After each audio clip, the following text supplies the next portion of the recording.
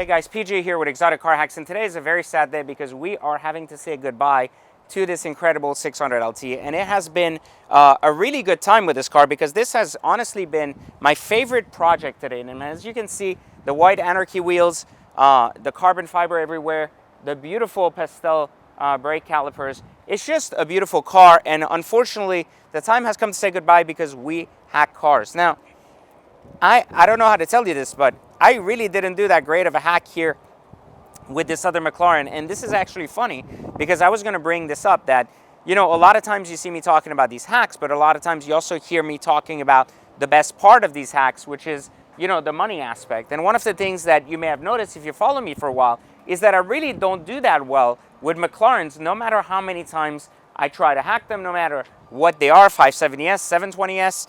They just don't work that well. I mean, when you think about it, it's just not that awesome. I mean, this was an incredible car. It was a lot of fun. It was beautiful. And it was one of my favorite cars to date, primarily because of the color. But one of the key things here that really just, I guess, didn't work out is the numbers just seem too rough on these newer McLarens. I mean, this was a car with a 330K sticker, $330,000. And you saw my last roof scoop car. I made some money real quick. But this particular car not only didn't really get me a chance to make any money, but it actually put me at a loss of $8,000 in just 5 months, which literally means that I've spent about $1,700 a month driving a newer 600LT under full warranty. Now, one of the key things here to not forget is that to rent one of these would have been $1,700, or let's say $1,500 a day, with limited to 200 miles. Now, I did put roughly about 2,000 miles on this in a very short duration of time. I got to enjoy it, and I paid less than a 5-day rental contract for an entire, 5 months, which I would assume is pretty good, but I don't know if it's good enough to be called a hack. So I would call this potentially a great opportunity to drive a car that, cost 330 grand for very little money, but at the end of the day, it's certainly not a hack, but it will be missed as a car because it's just an incredible looking car and it was a great driving experience. Let's take one last drive together on our way to give her to her new owner. And of course, there we can maybe get a peek at my latest and most awesome newest hack that is actually going to be replacing this one. So let's go.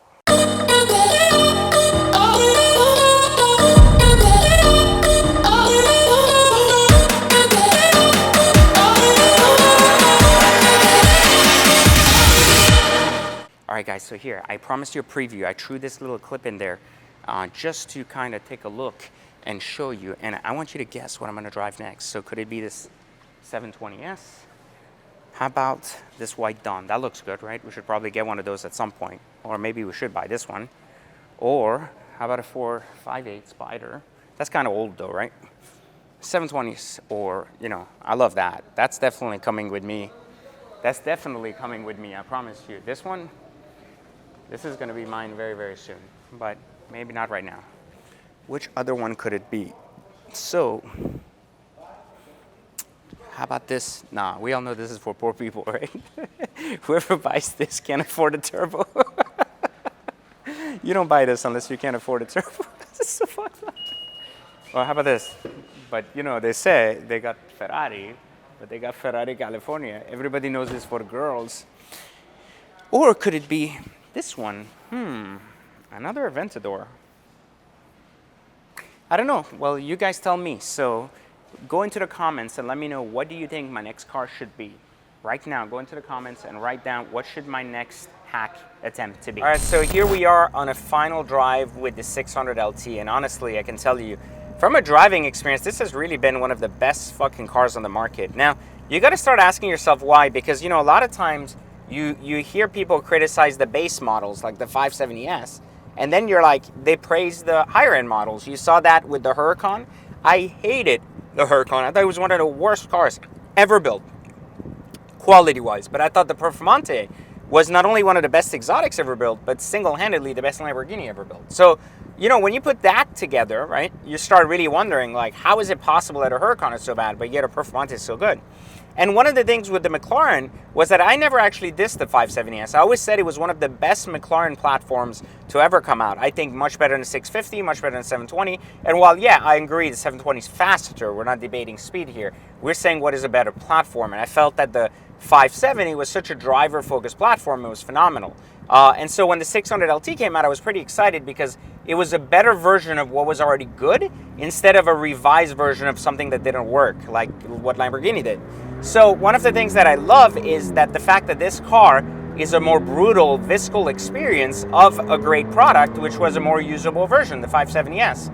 Now, the key things right off the top that, you know, maybe from a driver-owner standpoint are obvious, but from a spectator standpoint or not, is one of the best features of this car, outside of things that are McLaren, is really the view from this rear view mirror right here.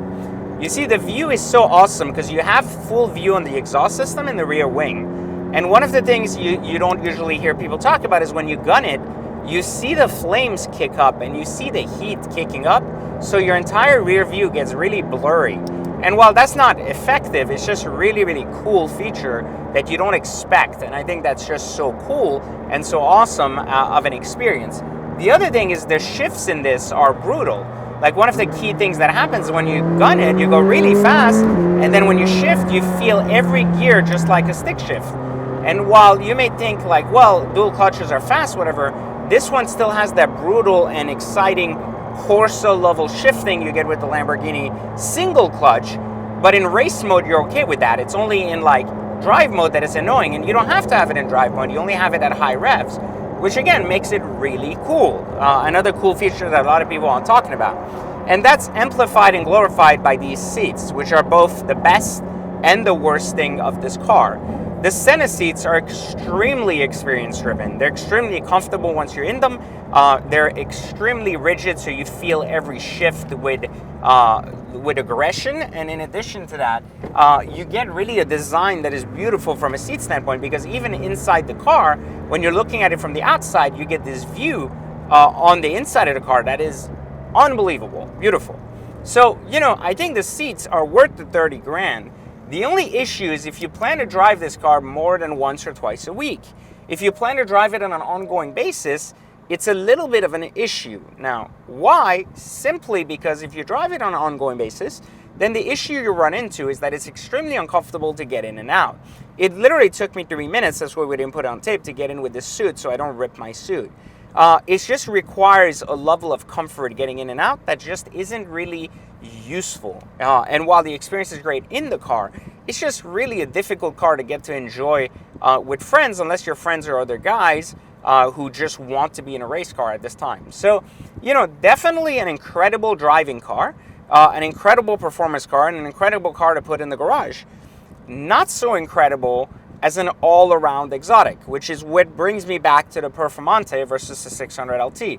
Two breeds of cars that are made for the track, but really one can be used versatilely across, you know, the ability to go out, hang out on the street and have fun, and of course, enjoy a track day. While this car, on the other hand, really seems to be a track weapon, and while it is beautiful on the street, it is truly not practical in its full track function with the center seats, etc. And the final thing I leave you with is one of the most annoying things of this car is the rattle that comes from this roof, which is full carbon.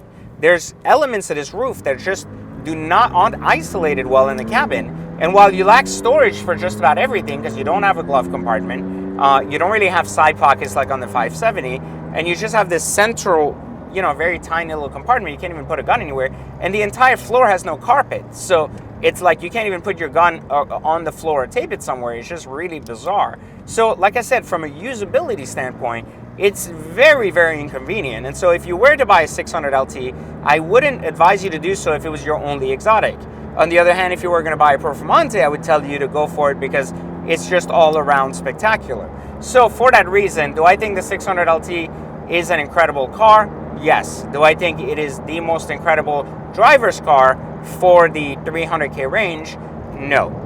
So there you have it. And remember, if you're buying a 600LT, don't lose money on your 600LT, as this case study at Exotic Car Hacks proves that, again, you are going to lose money. Even with the best found deals, with the highest, steepest discounts of a sticker, you're still going to find yourself losing money if you try to hack a 600LT within its first 3 years. So that has been one of, again, my case studies that is done to kind of help you guys make a decision as to how much loss or is worth it in a 600LT. I would say that one of the benefits of looking at cars not from the lowest price, but for the best option of value ratio, which is one of the things we teach at Exotic Car Hacks. And again, if you're joining us now and don't know what Exotic Car Hacks is, click the link into the description that will put you into our training, so at least you understand what hacking a car means. But at the end of the day, the baseline is a lot of people always go for cheap.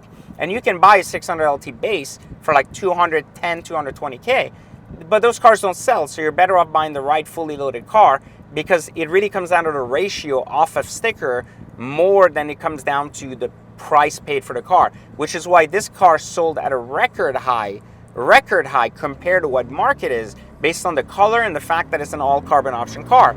Nonetheless, still a loss for me for holding it a little bit under 6 months, but it should still be said that it could have been a lot worse should I have been holding on to a very base car that at the time was going for about 240, and today I would have sold roughly for like 215 to 220. So that said, there you have it. Picking the right cars, the right colors, and the right miles allow you to minimize your losses, like in this case. And while this wasn't a perfect hack, it was still a good opportunity for all of you guys to learn. And remember, the full case study with all the numbers, including insurance, depreciation, and any type of payments, if there was financing involved, will be posted for our members in the members area. So anyways, guys, hope you enjoyed this. I'm about to turn this in now, and then again, tune in next time to see my newer and latest hack. But also don't forget to subscribe, and of course like this if you want to see more hacks, and of course more case studies on which cars are hackable, which ones are not, and what to do next.